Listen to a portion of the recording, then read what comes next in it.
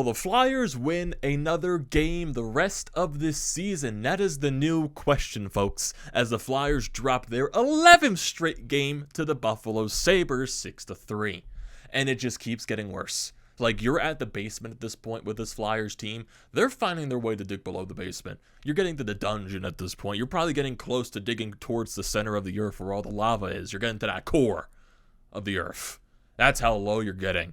And that's how bad it's been for a while. This season, last season, this decade, it's been bad. And this is the lowest of the low this team has been in.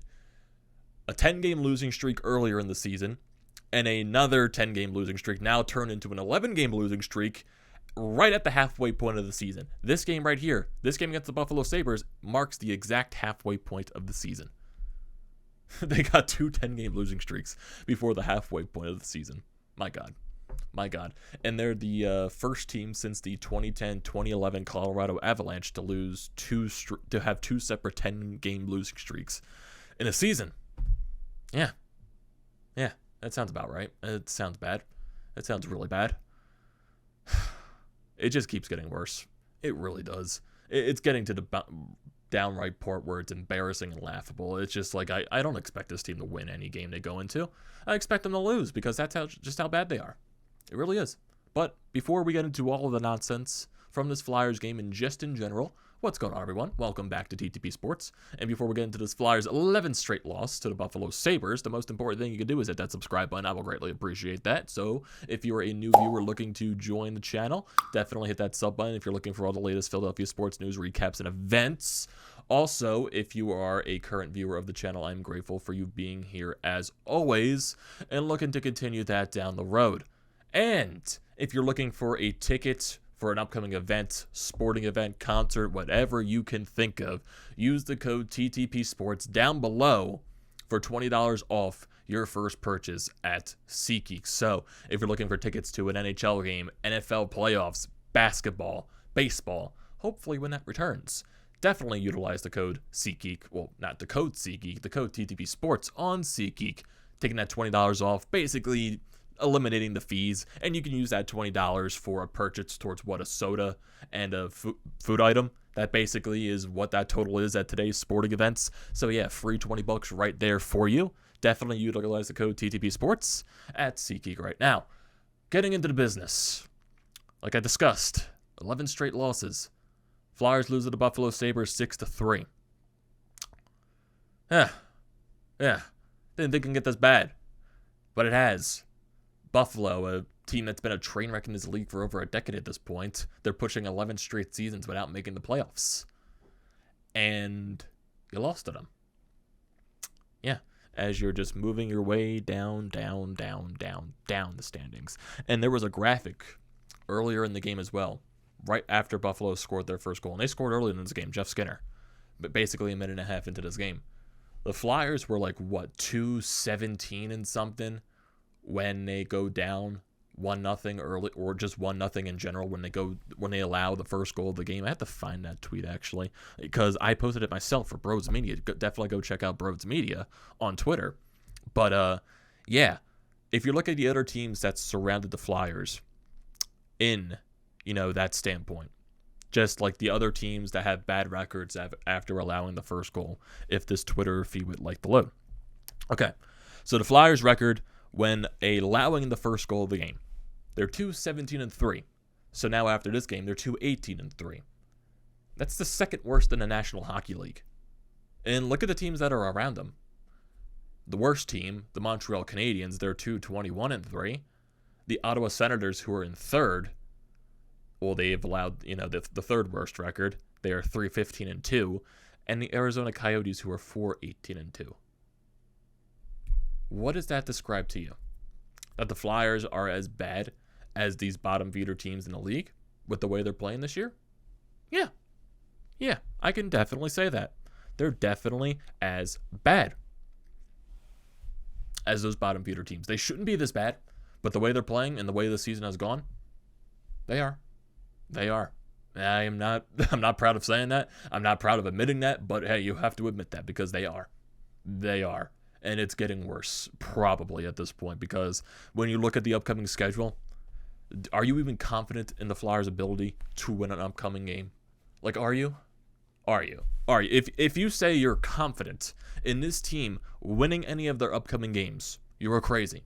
You are crazy. You thought, oh, we could probably beat Buffalo. Buffalo's a worse team than us. Oh, that didn't happen. They crushed us. Got Dallas. They beat us. They crushed us earlier in the year. Do you really expect the Flyers to beat them? The Islanders, who we lost back-to-back games to earlier this week. Do you expect us to beat them?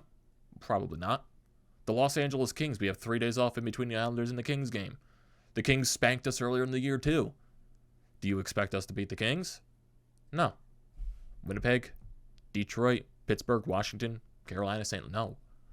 Honestly, I could see how we're on 11 straight losses. I could see 12 straight losses, 13, 14, 15, 16, 17, 18, 19, 20.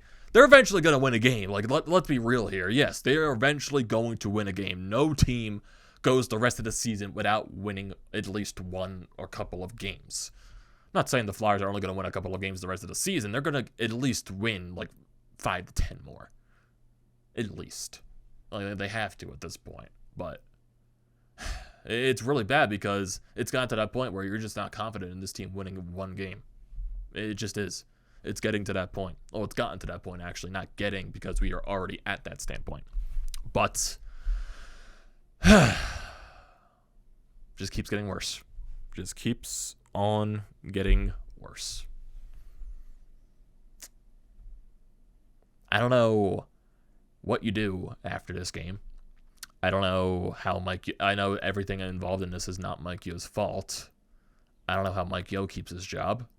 I don't know why you're waiting this long to hire a new coach just to get something different in that room. I'm not saying this is all on the coaches, because this is an organizational matter. I don't know how Chuck Fletcher isn't fired after this game. The front office, I don't know how you've revamped the front office. That's not going to happen in a span of a game, but at this point, it's just like pure reaction at this point and towards this game. Like, how does anyone keep their jobs after this stretch? It's just impossible, right? Like, how does anyone keep their jobs? We already fired Lane Vigneault and Michel Therrien. Who else is left on the chopping board? Chuck Fletcher, I'm assuming his leash is very, very, very, very short at this point, because you can't be patient with this team at this point. I know there's rumors about saying that I think it was Elliot Friedman or 131 Thoughts, or it was during the TSN trading or something like that the Flyers organization actually believe they're not that far out of it. You fucking kidding me? I don't think you have to be a mathematician to realize when the Flyers are not even close to the playoffs, or not even going to sniff it. So if somehow someone, I know that's all hearsay from the insiders, but if that's what they're actually getting from the Flyers organization, there's a major problem to where you think you can actually make a playoff push after this garbage stretch. Really. It really is. I don't know what you do. I just don't. Because it's exactly halfway into the season. No one's really going to be making trades at this point. Still, like, even though you could say a lot of the Eastern Conference, I would say, is set in stone. You really could say that. With the Metropolitan Division, you know those teams are going to be Carolina, New York, Pittsburgh, and Washington. You know those teams are most likely going to make the playoffs. Then you got the Atlantic Division. You got Florida, Tampa Bay, Toronto, Boston. Those teams are most likely making the playoffs. You're probably getting a 4-4 split from each division. And then look at the separation from the second wildcard spot to the teams looking at from the inside looking out. You got between Boston and Detroit, 6 points. Boston has 48 points. Detroit has 42. And then you got Columbus with 37, Islanders and the Flyers with 34, and then you got your other bottom feeder teams there. And honestly, if this stretch even continues to go further, like say if Buffalo and New Jersey were to win the next couple of games, the Flyers would be below Buffalo and New Jersey in the standings, and the only teams that would be below them are Ottawa and Montreal. And Ottawa is 10 points below the Flyers, and Montreal is 12 points below the Flyers. That's how bad it's getting. That's how really bad it's getting. My God. And the Flyers still have the second worst goal differential in the Eastern Conference, and I think it's the fifth or sixth or seventh worst goal differential in the entire league. So yeah, it's really bad. Really bad. And just looking at this game, you had the lead. You had the lead. You allow the early goal, Ristolainen gets one, you tie the game up, and then Drew gets one not that long after. You get the lead. But then Buffalo, you become undisciplined. Buffalo goes on the power play. They score. You try to review it for offside. Yeah, questionable call indeed. But at the end of the day, it is what it is. And you took a penalty for delay of the game because, in hindsight, you failed the challenge. Even though, yeah, you could question the offside call. But kill the penalty off. And you didn't. And it becomes 4-2. And then no longer after, it becomes 5-2. I just don't understand how it gets that worse. I just don't understand how it gets that bad. Like, you had the lead. And then it blows apart. Because you failed a challenge? Because you failed a fucking offside challenge, it falls apart that badly. To where you allow them to tie the game, you allow them to take the lead, and then you allow them to take a 2-goal lead. And then you get power plays aplenty in this game. You only scored on one of them. And one of those power plays expired in the second period, and you allowed a goal coming out of the penalty box to Peyton Krebs. So you get Jeff Skinner, 2 goals, Tage Thompson, 2 goals, and Peyton Krebs, 2 goals each. All those guys that were factoring into Buffalo's offense. And for the Flyers, Claude Giroux had 2 goals, and Rasmus Ristolainen had the 1. Claude Giroux showed up. Where's the rest of the team? Yeah, also, Wade Allison returned today. And you know what else? He got injured. Not surprised. I'm not surprised. It's not knocking Wade Allison at all. But I'm just not surprised at this point. Because, one, the sheer unluckiness of our prospect system and injuries, the sheer luckiness of Wade Allison's injury history, and just Philadelphia Flyers in general. I'm not surprised. And also this medical staff. This medical staff has been such a goddamn joke this year, unlike the entire team. Well, especially with the entire team. The medical staff along with that. Like, seriously. Even I think Zach McEwen also went down with an injury. So, who knows what the fuck was wrong with Wade Allison now? Is it going to be something that's season-ending? Because, yeah, he had some energy in that early part of the game. He got a lot of chances. I didn't really see where he got injured, but then I heard on the broadcast booth he went up the tunnel and he never returned. I was just like, oh, God, here we go again. What's the issue now with Allison? I'm just like, this kid's never going to make it just because he can't stay healthy. I feel bad for him. I feel bad for the kid. I do. Just because it's frustrating. It's absolutely frustrating. It's terrible. I don't know what to say. I just don't. At this point, we're a laughing stock of the league. We are. We are a laughing stock of the league. Yeah, you got your terrible teams in the league, but some of those teams you probably expect them to be bad. You do. If you look at the bottom feeders of the league. Well, yeah, no one expected Montreal to be this bad, but when you lost your goaltender in Carey Price, and when you lost your captain in Shea Weber, yeah, something was definitely not going to be the same. And they ended up falling apart because of it. Arizona, you expect them to be bad. Ottawa, they're a team that's expected to be bad. Seattle, they might have had some expectations to be a little bit better than where they're at, but they're a bad team. Buffalo, you expect them to be bad. The Devils, you would hope I know their expectations were, to be a lot better this year, but they haven't been good. And the Flyers, they've had expectations this year too. They're falling apart. And the Islanders, yeah, the people expected them to be a lot better. No one expected the Islanders to be where they're at. COVID, injuries, the way they started the season. A lot of teams I know failing to meet expectations, but the Flyers, my God. And the Islanders, the funny thing is, they're still above 500. They've missed a lot of games. They played the fewest amount of games probably in the league with 33. So yeah, they have a lot of games to keep up with. And who knows, they can get better and better and better as the season goes along. But the Flyers, it's only going to get worse.